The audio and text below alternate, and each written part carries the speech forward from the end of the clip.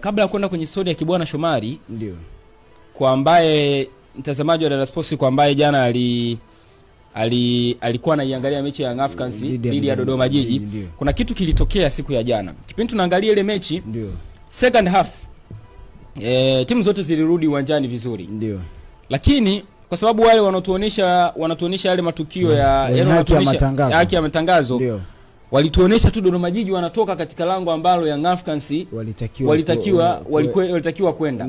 Na Alois akauniuliza vizuri kwamba Dodoma Jiji kwamba wameingia hawajui lango lao sasa hivi linapaswa kuwa lango gani kweli? Mimi nikapata mashaka kumjibu, nikasema maybe wanajua ambacho wao walikuwa wamelenga kukifanya. Of course wale hawawezi kuonyesha kile kwa sababu ya kulinda hadhi ya ligi yetu.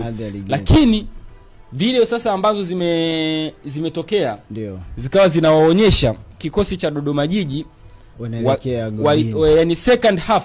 Kwa mtazamaji wa Dar Sports ambaye hakupata nafasi ya kuona, nimsimulie ilivyokuwa. Kipindi cha pili kinaenda kuanza, wachezaji wa Dodoma Jiji walienda kwenye goli ambalo Young Africans ndio alikuwa anaenda kwa muda huo. So wana exchange magoli. Walivyoenda kule wachezaji wote wakaenda kwenye goli kama goli. Wakaanza kupapasa zile nyavu. Sio, unaelewa vizuri? So kumsaidia mkono nani yule Kibendera, Kibendera Abendo wa kazi yake kukagua zile nyavu nini. Wao walienda wakazikagua zile nyavu. Ndio.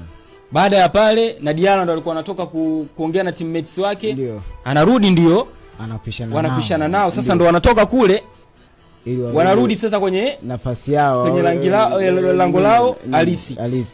Kitu ambacho of course kilini surprise sana.